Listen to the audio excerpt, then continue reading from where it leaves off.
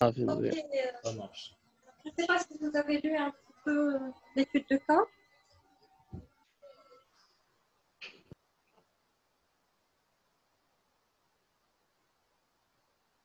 Allô?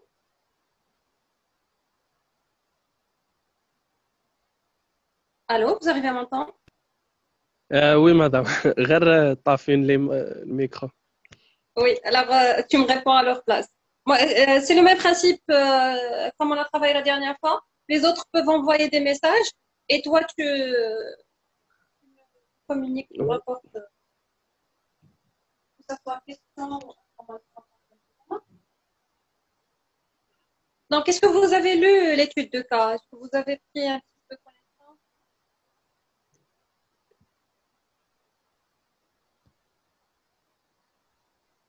Sinon, ça veut dire non.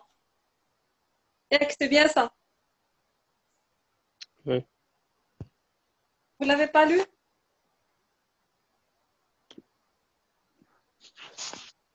Je sais pas si les autres lu.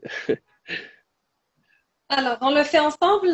Tu l'as devant toi? Tu as l'étude de cas devant toi, c'est? Euh, Yalla, on commence par lire l'énoncé.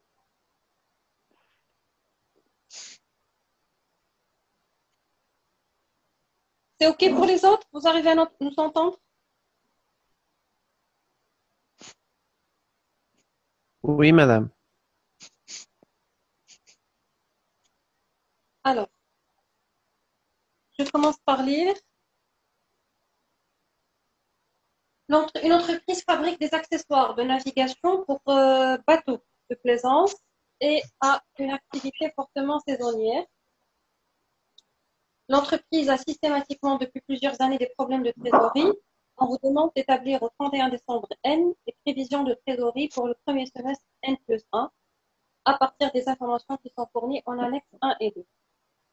Alors déjà, à travers ce premier paragraphe, on a deux informations. On sait que l'entreprise a des problèmes de trésorerie. Il y a la possibilité d'avoir au niveau du budget de trésorerie des chiffres qui sont négatifs. Et on va établir le budget pour le premier semestre N+1. OK? Donc, c'est les mêmes étapes comme la dernière fois. On va commencer par présenter le budget des encaissements, puis celui des décaissements, puis celui de la TVA, et enfin le budget du trésor. Ça marche? Nous avons l'annexe 1.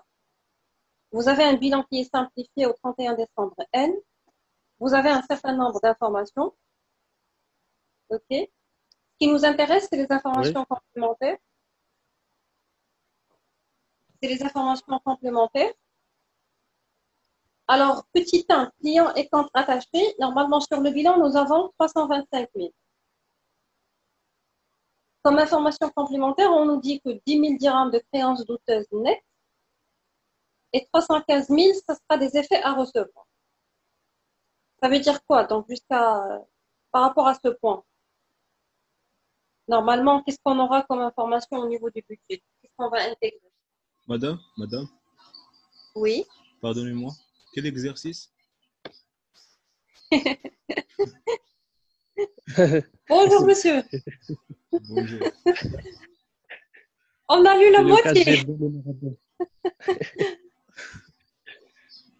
Cas gestion Je vais vous budgétaire. envoyer. Je vais renvoyer. Et que tu l'as partagé à 7. لا مدام جي ديجا بارطاجي غدا نعاود نصيفطو باش يعرفوا Ça marche. الى Ça واحد. marche. Alors, d'ailleurs, je l'ai intégré dans le site web. نو TTD ديجا numéro مدام ديجا صيفطتو ديجا مصيفط ملي صيفطتي لي. Merci, monsieur. غدا Alors, نعاود. juste entre parenthèses, les étudiants qui m'ont demandé les TD la dernière fois, c'est-à-dire les exercices relatifs à chaque chapitre, alors, maintenant, ils sont intégrés sur le site web. OK? Merci, madame. Vous avez 3 TD. Parmi ces 3, vous avez l'examen de rattrapage de l'année dernière, qui était sous forme d'exercice relatif à chaque chapitre. Et vous avez l'étude de cas qui est intégrée. C'est bon, Oui, monsieur, madame. tu as retrouvé ton étude de cas? Oui, madame, merci. Très bien. Je vous en- Ok. Alors, je me demandais par rapport au premier point. 10 000 dirhams de créances douteuses nettes, 315 000 d'effets à recevoir. Qu'est-ce qu'on tire ici comme information?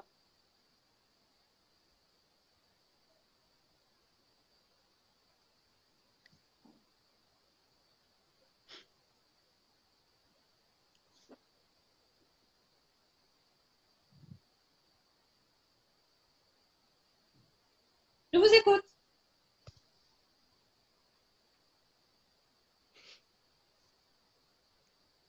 Vous n'êtes pas bien réveillé aujourd'hui.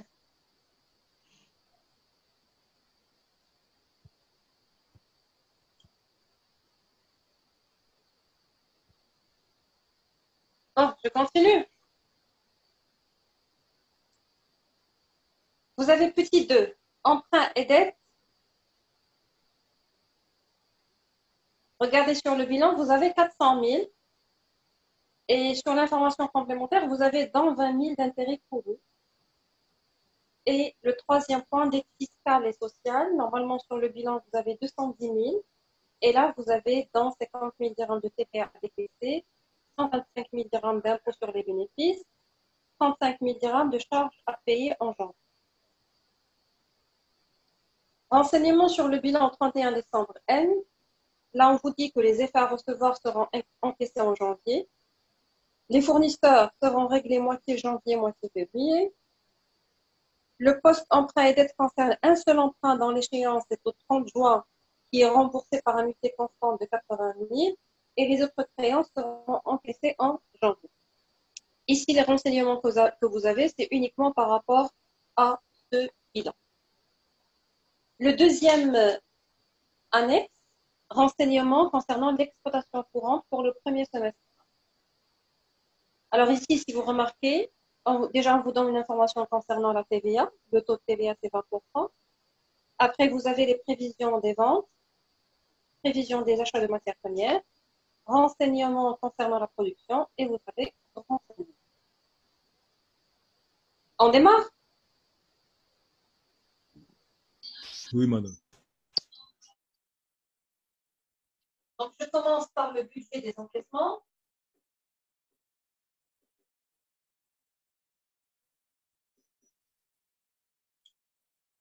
Ici, donc, on va établir le budget pour le premier semestre. Et donc, on va tracer notre tableau.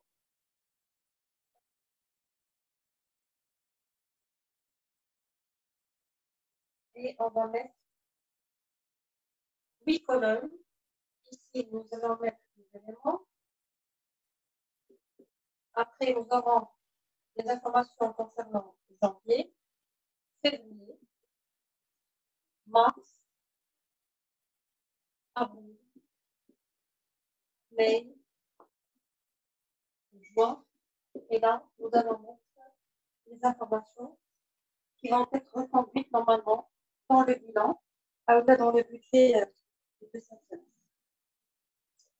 Alors, déjà, au niveau des prévisions des ventes, qu'est-ce qu'on a comme information? Regardez, vous avez 24 000 articles à 400 dirhams hors taxe pour l'année N+1.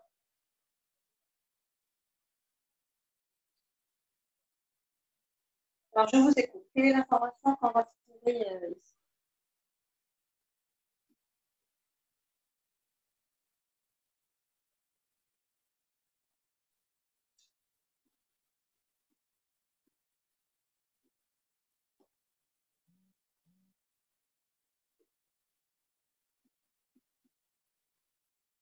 Allô?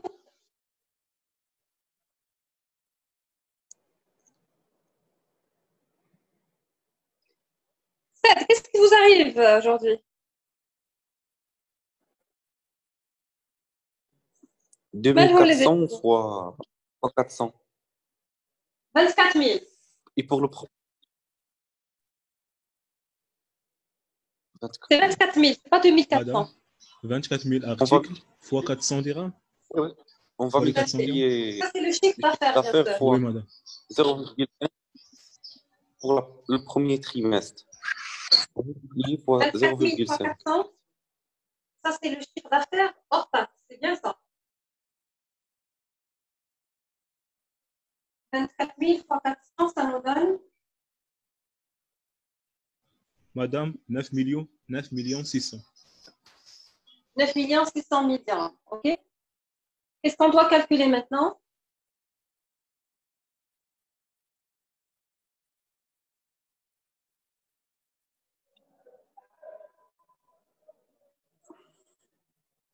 Chiffre d'affaires TTC, OK? Oui. Ça sera 9 600 000 fois 1,2. Et ça donne 11 520 000. 520 OK? 000. Ça, c'est le chiffre d'affaires TTC. Après, vous avez les coefficients saisonniers trimestriels déterminés statistiquement sans les suivants. Donc là, nous avons les informations concernant quoi? Concernant les Chaque trimestre. coefficients saisonniers. Concernant effectivement les 4 trimestres. Premier trimestre, deuxième. OK? Donc, qu'est-ce que je fais?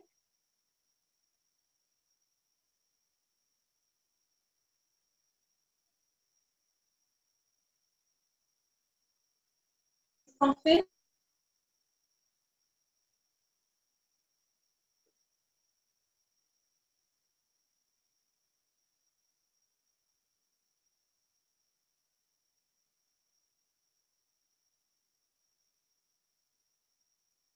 Allô?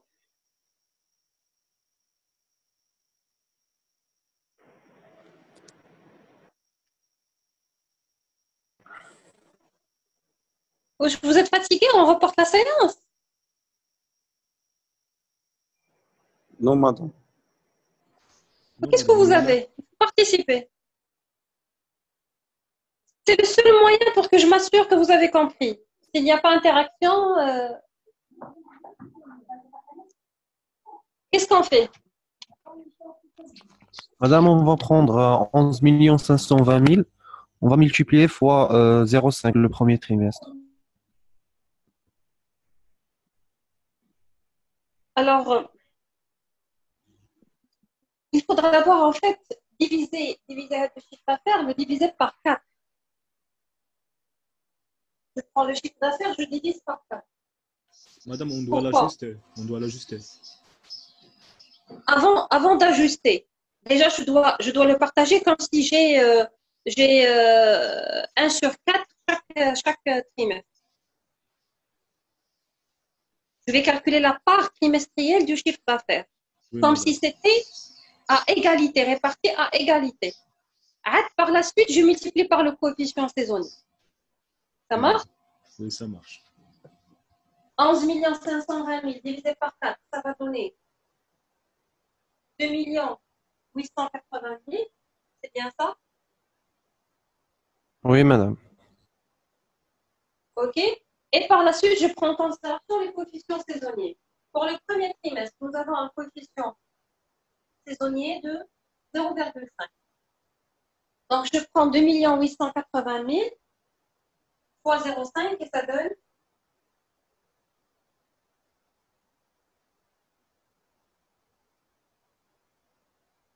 1 440 000. C'est bien Oui, ça? madame. Oui.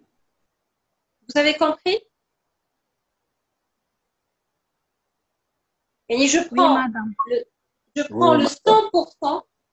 Je prends le 100% par rapport à chaque trimestre. Le 100%, c'est quoi? C'est 2 880 000. Je multiplie par le coefficient saisonnier. Je fais pareil pour le deuxième trimestre. Il y a un coefficient 1,8.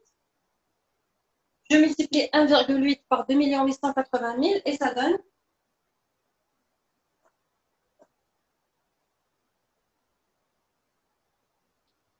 5 millions 184 000. OK? Troisième trimestre, le coefficient saisonnier est égal à 1, donc on va garder le même montant, 2 880 000. Quatrième trimestre, vous avez un coefficient saisonnier de 0,7. 2 880 000 fois 0,7, ça donne 2 millions 16 000. Voilà. Et c'est ça mon chiffre d'affaires par rapport à chaque trimestre. Ça marche? Oui, madame. Ça, c'est le chiffre d'affaires par trimestre. Maintenant, on va continuer toujours dans les prévisions des ventes parce qu'on est dans le cadre du budget encaissement. À l'intérieur de chaque trimestre, le rythme des ventes est régulier. Ça veut dire quoi?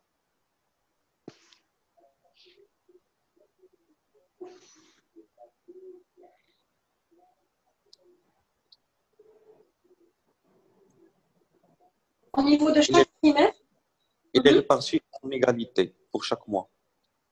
il est réparti par rapport à chaque mois, par rapport au premier trimestre et le deuxième. D'accord? Donc, qu'est-ce qu'on va faire? On va prendre pour le premier trimestre, de janvier jusqu'à mars. Vous avez un chiffre d'affaires total de 1 million. On va les diviser sur 3, Je madame. fais, On va les je le diviser divise sur 3 par Il nous reste 10 par minutes. 3. 3. Voilà. Madame, il nous Pourquoi? reste, 10 minutes pour recommencer une séance. Je n'arrive pas à vous entendre. La séance va terminer dans 10 minutes. Et après, je vais réessayer une autre réunion. Ça marche. Ça marche. Donc, je continue. 1 440 000. On va diviser par 3 pour avoir la part mensuelle. OK? Ça nous fait 480 000. C'est bien ça? Oui, madame. Voilà. Donc, on a mis notre chiffre d'affaires par rapport à chaque mois. Deuxième trimestre. On va prendre 5 184 000 et on va diviser par 3 et ça donne 1 728 000. et on le met pour les 3 mois. Ça marche?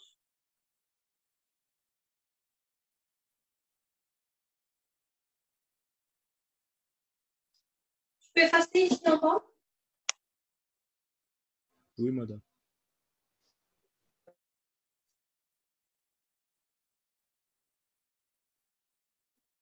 Après avoir mis le chiffre d'affaires, qu'est-ce qu'on calcule par la suite?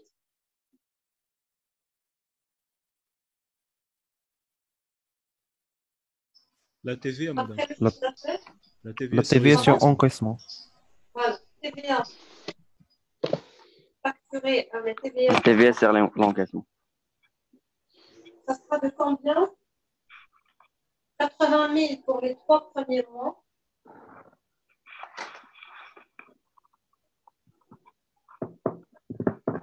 Et le mois suivant, c'est 288. C'est ça?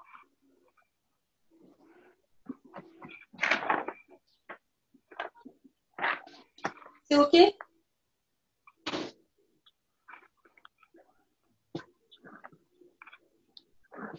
Oui, madame. L'étape suivante, ça sera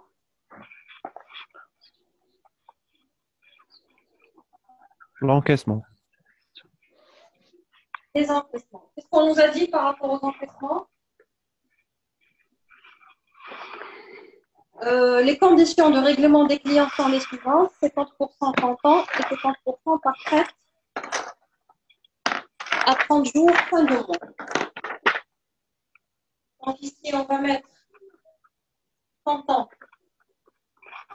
50% à 30 jours, 50% également. OK? Donc, on va prendre la moitié du chiffre d'affaires du mois de janvier. 50% comptant, ça nous fait 240 000. 50% avec un décalage de 30 jours. Et on met 240 000 décalés. Pareil pour février et mars.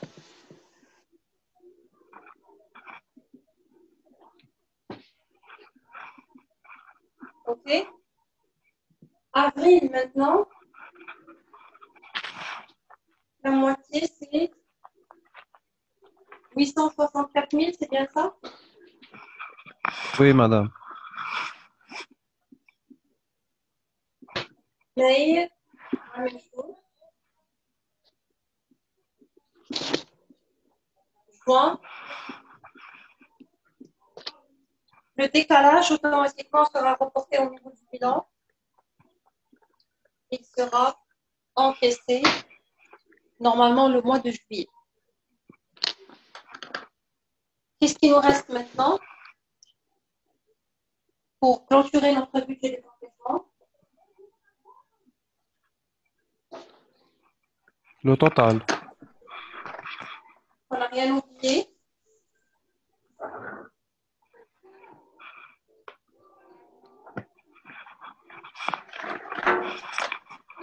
Il faudra revenir au bilan. D'accord? Les éléments de bilan. Les éléments du bilan. Et plus précisément, le client et compte rattaché, c'est ce qui nous intéresse. Alors, qu'est-ce qu'on sait par rapport à ce on est client bilan? Quelles sont les informations dont on Quelles sont les informations dont on dispose? Normalement, sur le bilan, vous avez un montant de 325 000. Il est réparti en 10 000 de créances douteuses nettes et 315 000 dirhams d'effets à recevoir.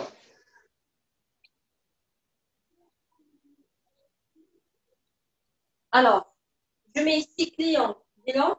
Quel est le montant que je vais encaisser?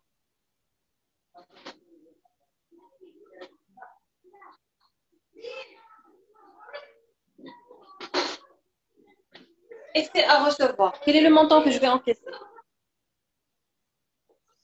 Madame, c'est 315 000 moins 10 000 d'effets douteux. 315 000 moins 10 000, c'est bien ça? Oui. 325 000 moins 10 000. Ah, c'est ça, oui. Oui, c'est ça. D'accord? Ah, oui, Donc, il ça. nous reste 315 000. Oui, 315 000 d'effets à recevoir. Quand est-ce qu'on va l'encaisser? C'est les renseignements que vous avez en bas. Les effets à recevoir seront encaissés en janvier. D'accord? Oui, madame. Donc, il faut faire attention à ces informations complémentaires que vous avez pour savoir où caser chaque montant. Donc, effet à recevoir le mois de janvier, je mets 315 000. Et les 10 000 qui restent? Les 10 000? Où est-ce qu'ils vont rester? Au bilan. Dans le bilan. Donc, je les mets dans client bilan. Je viens ici, la dernière colonne, et je mets 10 000. Ça marche? Oui, madame, ça marche. Le montant qui va rester dans le bilan. OK? Est-ce qu'il y a d'autres créances à recevoir?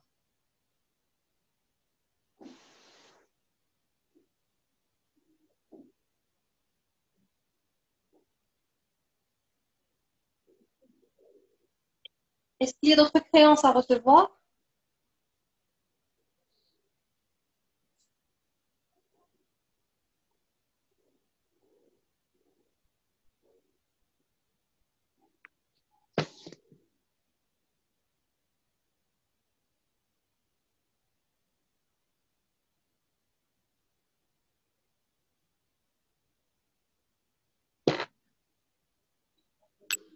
Ça va, vous y êtes?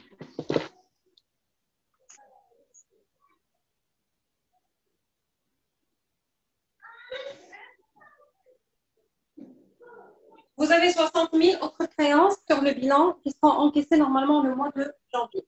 Voilà, nous avons terminé notre budget encaissement. On est ici total encaissement.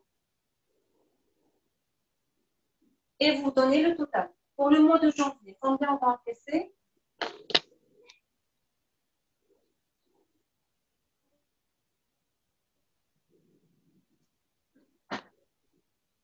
Je vous écoute.